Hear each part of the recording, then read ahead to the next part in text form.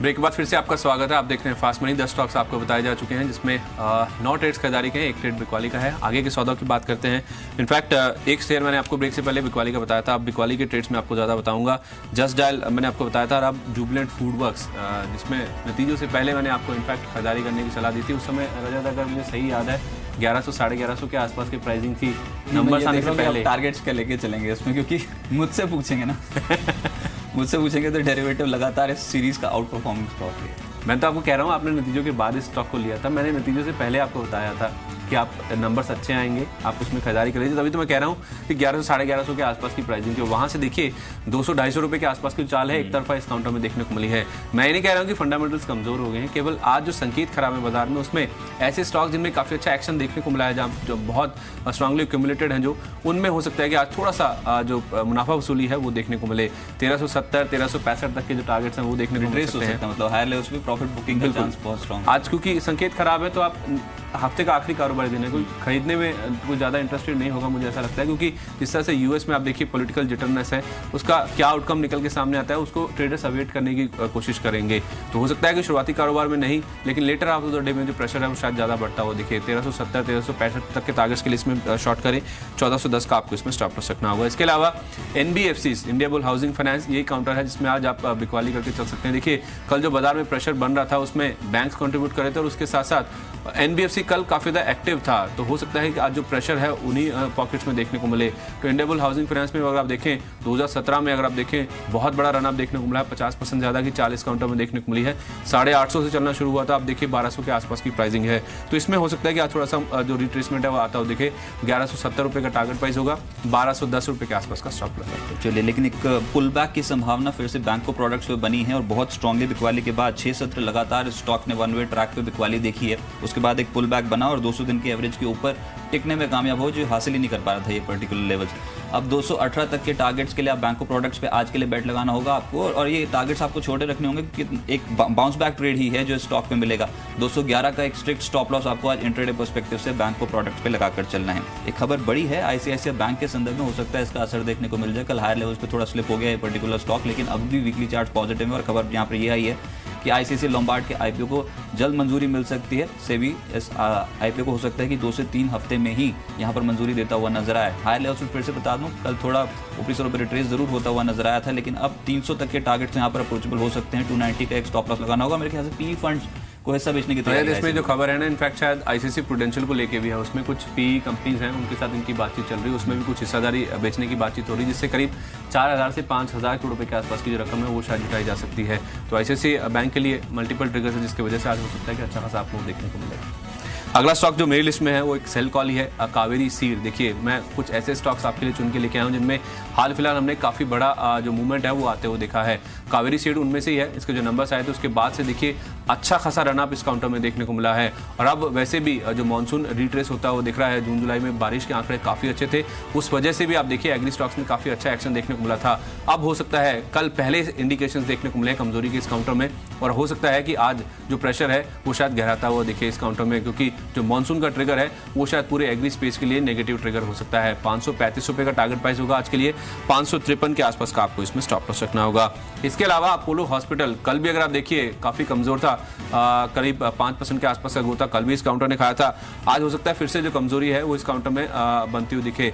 देखिए ये share already करीब 34 महीने के निचले स्तर के आसपास कारोबार कर रहा है, और तमिलनाडु में जो डेवलपमेंट्स हो रहे हैं वो कहीं ना कहीं स्टॉक के लिए काफी ज्यादा कमजोरी के इंडिकेशन आ सकता है। अपोलो हॉस्पिटल हायर लेवल्स पे स्पीड हो सकता है। बिल्कुल, मैं कह रहा हूँ कल 5% के आसपास की गिरावट थी इस काउंटर में। 34 महीने के निचले स्तर के आसपास कारोबार वहाँ देखने को मिल रहा है, और वैसे भी तमिलनाडु में जो डेवलपमेंट्स हो रही हैं उसके मुताबिक इनकी जो पूर्व CM है जयललिता, उनकी जो डेथ हुई थी उसकी जो जाँच है वो अब वहाँ की जो सरकार है वो कराना चाहती है। तो वो हो सकता है कि अपोलो हॉस्पिटल के लिए थोड़ा सा कंसर्न जो है, या तो फिर जो अनसर्टेनिटी है वो लेके आए।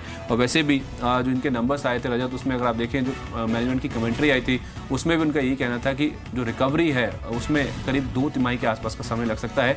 और पूरा FY19 एज अ होल अगर आप देखें, उनका कहना है कि जो हिस्टोरिकल मार्जिन ये कंपनी कमांड करती थी वो लेवल शायद पूरे FY19 में ना देखने को मिले। जो कमेंट्री है मैनेजमेंट की वो अपने आप में काफ़ी बेरिश है। आज मुझे लगता है कि 1075 तक के जोन्स के लिए भी आप डाउनसाइड के लिए अप्रोच कर सकते हैं। 1112 के आसपास का आपको इसमें स्टॉप लॉस रखना होगा। चलिए, लेकिन HDFC लिमिटेड स्टॉक पे आप तेजी एक्सपेक्ट कर सकते हैं? तेजी है, पिछले 3 ट्रेडिंग सेशन से थोड़ा स्ट्राइगर्ड वे में यहाँ पर स्टॉक पे तेजी देखने को मिल रही है। लेकिन HDFC लाइफ के लिए DRHP फाइल करेगी कंपनी, ऐसी खबर निकल के आई है और लगातार 3 सत्रों से इस स्टॉक पे तेजी देखने को मिली है। HD लाइफ का जो DRHP है वो तो एक पॉजिटिव ट्रिगर बनेगा ही। और जैसे भी संदीप बता रहे थे कि जो हाउसिंग फाइनेंस कंपनी है वो करेक्ट हो सकती है, लेकिन निफ्टी का कंपोनेंट है, इसको ध्यान में रखिए। और जब बाजार करेक्ट होता है तो हो सकता है कि इस स्टॉक पे फिर से जो बड़े इंस्टीट्यूट्स हैं वो बेट लगाते हुए नजर आए लोअर लेवल्स पे, तो इसको अपने पोर्टफोलियो में रख सकते हैं। 1785 आज के लिए टारगेट होगा, 1752 का एक स्टॉप लॉस आपको HDFC लिमिटेड पे लगाकर चलना होगा। इनफैक्ट यही बात है कि जो हाउसिंग फाइनेंस कंपनी है वो हाई लेवल्स पे रिट्रेस हो सकती हैं, लेकिन ये कुछ ऐसे स्टॉक्स हैं जो इंस्टीट्यूशंस के बहुत फेवरेट होते हैं। HDFC, दोनों ही स्टॉक HDFC बैंक, अगर मार्केट्स पे कोई भी गिरावट आती है ना तो उसको बहुत स्ट्रांगली तरीके से चीज कर लिया जाता है। और ये चार्ट पैटर्न्स प्रूव कर रहे हैं कि इतनी बड़ी कोई गिरावट आती नहीं है। जैसे कल बैंक्स अंडर परफॉर्म कर रहे थे, वही मार्केट्स के ऊपर प्रेशर बना रहे थे, लेकिन उसके बावजूद देखिए ICICI बैंक जिस तरह की खबरें आ रही हैं स्टेक सेल को लेके और ICICI लोम्बार्ड के IPO को लेके, वो हो सकता है कि बैंकिंग बैंक को परफॉर्म करता हो दिखे। और दूसरी ओर HDFC जिसका लाइफ कारोबार का IPO आ रहा है, मैक्स फाइनेंशियल से ये अलग हो चुके हैं, अब ये फैसला आ चुका है, तो ये कहीं ना कहीं अगर NBFC में प्रेशर आता भी है तो शायद ये आउट परफॉर्म करता हो दिखे। और बकिंग द ट्रेंड जो हम चलाते हैं हमेशा, वो शायद उसमें ये फिट होता हो दिखे। चलिए, तो बकिंग द ट्रेंड का एक यहाँ पर एक कॉन्टिन्यूएशन पैटर्न जो है वो इस स्टॉक पे देखने को मिल सकता है और इसको अपने रडार पर रख सकते हैं HDFC लिमिटेड को। अगला स्टॉक जो आपके रडार पर होना चाहिए वो है टाटा ग्लोबल। देखिए, ये स्टॉक पिछले कुछ दिनों में बहुत स्ट्रांगली एक्यूमुलेट हुआ। कल के सत्र में थोड़ी हायर लेवल्स पे प्रॉफिट बुकिंग आ गई, लेकिन म्यूचुअल फंड्स की तगड़ी होल्डिंग इसमें है। और एक और खबर यहाँ पर यह है कि कारोबार का रिस्ट्रक्चरिंग करेगी कंपनी। पॉजिटिव खबर है, टाटा ग्रुप स्टॉक्स पे इस सीरीज में काफ़ी स्ट्रांगली एक्यूमुलेशन हुई है।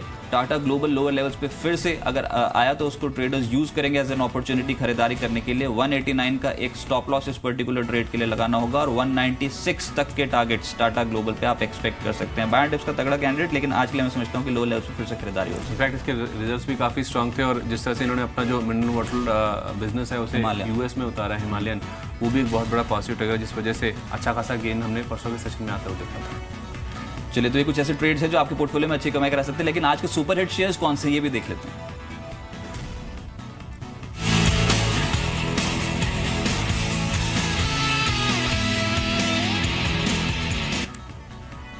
आज के लिए जो सुपर हिट शेयर है मेरी ओर से वो है नॉसिल का, एक रबर केमिकल बनाने वाली कंपनी। देखिए रजत, केमिकल स्टॉक्स एक्टिव है, मैं मानता हूँ। मैं आपको बता रहा हूँ, आपका जो फेवरेट सेक्टर है ऑटो एंसिलरी, उसमें मैंने कई सारे स्टॉक्स आपको बताए। परसों मैंने आपको JBM ऑटो बताया था 4% के आसपास का मूव था। देखो ऑटो कल मैंने बताया था 2% के आसपास की गेन से, कल इंटरडे में करीब 5.5% के आसपास की तेजी थी।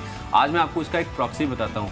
रबर केमिकल बनाने वाली जो कंपनी है जो नॉसिल, ये दरअसल टायर कंपनीज को अपने जो प्रोडक्ट्स है वो बेचती है और 70% के आसपास की आय अगर आप देखिए इनकी वो टायर सेगमेंट से ही आती है। तो कुल मिलाकर जिस तरह से ऑटो सेक्टर की डिमांड काफ़ी स्ट्रांग है, उसका जो रिफ्लेक्शन है वो नॉसिल के नंबर्स में भी देखने को मिलेगा और इनकी जो डिमांड है उसमें भी देखने को मिलेगा। और इसका अंदाजा आप इनके जो Q1 के नंबर्स है उससे लगा सकते हैं। सेल्स देखिए 11% बढ़ी थी, लेकिन EBITDA 47% बढ़ा था। मार्जिन में करीब 6% के आसपास का उछाल देखने को मिला, 25.5% के आसपास के मार्जिन देखने को मिले थे। और मुनाफा भी देखिए 47% के आसपास की बढ़त वहाँ देखने को मिली थी। 2-2.25 रुपये के आसपास की EPS है, तो उसके मुताबिक अगर आप देखें जो वैल्यूएशंस हैं वो काफ़ी अट्रैक्टिव इस काउंटर में नजर आ रहे हैं। और हाल फिलहाल अगर आप देखें, इसने अपनी कुछ जो ग्रुप कंपनी है उसमें अपनी हिस्सेदारी बेची भी थी। जो कैश लेवल्स हैं वो भी काफ़ी हाई हैं, तो एक जो स्पेशल डिविडेंड की उम्मीद है वो तो इस कंपनी को लेकर लगातार बनी हुई है। और वैसे भी कुछ जो बाजार के बड़े इन्वेस्टर्स हैं उनके भी अगर आप देखें इसका शेयर होल्डिंग पैटर्न अगर आप उठा के देखें तो उनके नाम भी आपको इस काउंटर में साफ तौर पर नजर आएंगे। इनके शेयर होल्डिंग पैटर्न में जिस तरह का मूव कल इस काउंटर ने दिखाया, जिस तरह के फंडामेंटल्स हैं और जिस तरह का ट्रेडर्स का इंटरेस्ट है इस काउंटर में, मुझे लगता है कि आज फिर से ये काउंटर एक्टिव रह सकता है। 150 रुपये का टारगेट प्राइस लेकर इसमें खरीदारी करें, 135.50 आपको दिन के दौरान स्टॉप लॉस रखना है। तो टेक्नो फंडा पे ले आए हैं संदीप, 150 का एग्रेसिव टारगेट है, 135.50 का एक स्टॉप लॉस लगाना होगा। मेरे रेडार पर है टाइल सिरामिक्स से जुड़ी कंपनियां, पहले भी बता चुका हूं, एक स्टॉक एरो ग्रेनाइट। इसके अलावा आप सोमानी सिरामिक्स पे फोकस कर सकते हैं, ये मैंने बतौर सुपर हिट शेयर आज के सत्र के लिए चुना है। 815 का टारगेट, 793 का एक स्टॉप लॉस लगाना होगा। कंपनी पे खबर ये है कि आंध्र प्रदेश में नया प्लांट लगाने जा रही है, जिसकी जो सालाना क्षमता होगी वो 50 लाख स्क्वायर फीट टाइल्स की होगी।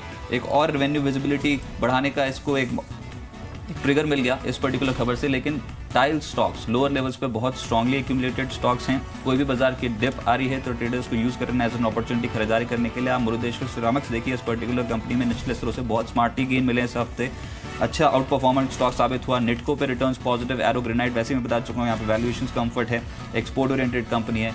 सोमानी सिरामिक्स पर नजर रखी जा सकती है आज के सत्र के लिए। 3% का मूव था पिछले सत्र में। आज के लिए जो टारगेट होगा वो होगा 815 का और स्टॉप लॉस 793 का आपको अपने ट्रेड पे लगाना होगा। इनफैक्ट अगर आप पूरा स्पेस देखें तो कई सारे ट्रिगर्स हैं इस पूरे स्पेस के लिए। जो सेरामिक स्पेस की आप बात कर रहे हैं, स्मार्ट सिटीज़ की बात कीजिए, स्वच्छ भारत मिशन की बात कीजिए, या तो फिर हाउसिंग फॉर ऑल की बात कीजिए, 3-4 मेन ऐसे ट्रिगर्स हैं जिसकी वजह से डिमांड अगर आप देखें वो काफ़ी स्ट्रॉन्ग देखने को मिल रही है। और इनफैक्ट अगर आप रियल एस्टेट की बात करें तो वहाँ पे भी कोई बहुत ज़्यादा कमजोरी नहीं देखने को मिली है। इस स्पेस की जहाँ तक बात है, रियल एस्टेट या कंस्ट्रक्शन से जो डिमांड है इनकी, उसमें कोई कमी आई थी, उसको एज एन अपॉर्चुनिटी ट्रेडर ने बहुत स्ट्रांगली तरीके से यूज किया था। लेकिन अगर आप ओवरऑल कंस्ट्रक्शन स्पेस की बात करें ना, तो वहाँ से इनके लिए कोई भी जो कमी है, मांग की जहाँ तक बात है, डिमांड की जहाँ तक बात है, ऐसा कोई भी इंडिकेशन नहीं देखने को मिला, क्योंकि इनके नंबर्स देखिए आप पूरी स्पेस में देखिए, बेहद स्ट्रॉन्ग देखने को मिले। चलिए फटाफट से आप रिकैप देखिए, क्योंकि यहाँ पर जो स्टॉक्स आपको बताया गया है आज भी ज़्यादातर जो कॉल्स में खरीदारी की हैं शुरुआती सत्र में। आप जीएम ब्रूरीज पे नजर रख सकते हैं, ये कल के सत्र में तेज हुआ स्टॉक, पूरा स्पेस जो है वो एक्शन में है। 432 का एक टारगेट रहेगा, 410 का एक स्टॉप लॉस फॉलो करना होगा। दीप इंडस्ट्रीज, कल एक्सप्लोरेशन और ड्रिलिंग से जुड़ी कंपनियां तेज थी, आज 229 का टारगेट रहेगा, 218 का स्टॉप लॉस लगाना होगा। कल की क्लोजिंग के ऊपर ही ये ट्रेड्स आप इनिशिएट करें, क्योंकि मार्केट शुरुआती सत्र में गिर सकता है, उसके बाद बाउंस बैक की संभावना है। नीलकमल 1695 का टारगेट रहेगा, 1655 का एक स्टॉप लॉस। अतुल ऑटो बतौर ईपीएस शेयर मैंने अपने पोर्टफोलियो में उतारा है, 470 का टारगेट, 450 का स्टॉप लॉस। एटलांटा पे फोकस कर सकते हैं 96-97 के टारगेट के लिए, 90.5 का एक स्टॉप लॉस फॉलो करना होगा। इसके अलावा खरीदारी के लिए बैंको प्रोडक्ट्स, जिसमें 218 के टारगेट के लिए आप अप्रोच कर सकते हैं, 211 का एक स्टॉप लॉस फॉलो करना होगा। आईसीआईसीआई बैंक पे 300 का टारगेट है, 290 का स्टॉप लॉस। आईसीआईसीआई लोम्बार्ड के आईपीओ को जल्द मंजूरी मिल सकती है। एचडीएफसी लिमिटेड 1785 का टारगेट रहेगा, 1752 का एक स्टॉप लॉस। सोमानी सिरामिक्स जैसे स्टॉक्स आपके पोर्टफोलियो में स्ट्रॉन्ग कमाई करा सकते हैं, और टाटा ग्लोबल जैसे स्टॉक्स पे आप फोकस करें। शुरुआती सत्र में कमजोरी भी है तो एक्यूमुलेशन कर सकते हैं स्टॉक्स में आप। मैंने शुरुआत जयकॉप के साथ करी थी, एक ट्रेडर फेवरेट काउंटर है। कल लास्ट आवर में काफ़ी मजबूत एक्शन इस काउंटर में देखने को मिला था। आज के लिए 87 रुपये का टारगेट प्राइस होगा।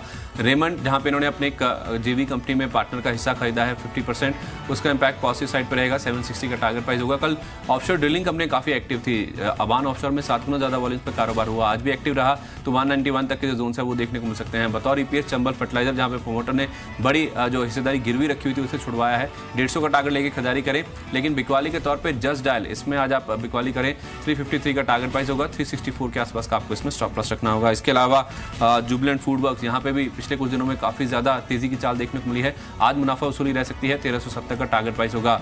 Indiabulls housing finance, Kaveri seed, Apollo hospital, ये कुछ और काउंटर्स हैं जो कि आप बिकवाली करके चल सकते हैं। इंडियाबुल हाउसिंग फाइनेंस इस साल में ही 50% चल चुका है, 1170 रुपए का टारगेट प्राइस होगा। कावेरी सीड नंबर्स के बाद एक तरफा चाल देखने को मिली है, आज मुनाफा वसूली में 535 तक की जो चाल है वो नीचे की ओर देखने को मिल सकती है। और अपोलो हॉस्पिटल 34 महीने का निचला स्तर है, और जिस तरह से अब तमिलनाडु में जांच बढ़ती हुई दिखेगी, उसका इंपैक्ट शायद नेगेटिव साइड पर देखने को मिले। 1075 रुपए का टारगेट प्राइस होगा। और बतौर सुपर हिट नौसिल को मैंने उतारा है, नंबर्स बेहद स्ट्रॉन्ग आए थे और वैसे भी डिमांड काफी स्ट्रॉन्ग है। आज 150 रुपए का टारगेट लेकर खरीदारी करें, 135.50 का स्टॉप लॉस रखना होगा। चलिए एक बार इंटरनेशनल मार्केट्स देखने होंगे, क्योंकि 56 पॉइंट्स के आसपास से गिरावट अभी भी एसजेएक्स निफ्टी पे देखने को मिल रही है, और इंटरनेशनल व्यूज जो आज नेगेटिव हैं उनका इंपैक्ट आज इंडियन मार्केट्स पे शुरुआती सत्र पे देखने को मिल सकता है। तमाम एशियन प्ले देख लीजिए आप, हाई लेवल्स पे आज थोड़ी प्रॉफिट बुकिंग हो गई है, निके 1% नीचे, स्ट्रेट टाइम्स कॉस्ट पे दबाव है, कॉस्ट पे कोई बड़ी गिरावट नहीं, लेकिन रेस्ट ऑफ द प्ले में कोई इतनी ज़्यादा इंकरेजमेंट अभी तक एक पुल बैक की कोई गुंजाइश दिखाई दे नहीं रही है, तो शुरुआती सत्र इंडियन मार्केट्स के लिए कमजोर एक्सपेक्ट कर सकते हैं। ऐसे में कौन से ट्रेड्स आपके पोर्टफोलियो में स्ट्रॉन्ग कमाई कराएंगे, कहाँ पर खबरें काफ़ी स्ट्रॉन्ग है, शेयर बाजार लाइव में देखेंगे एक छोटे से ब्रेक के बाद। नमस्कार।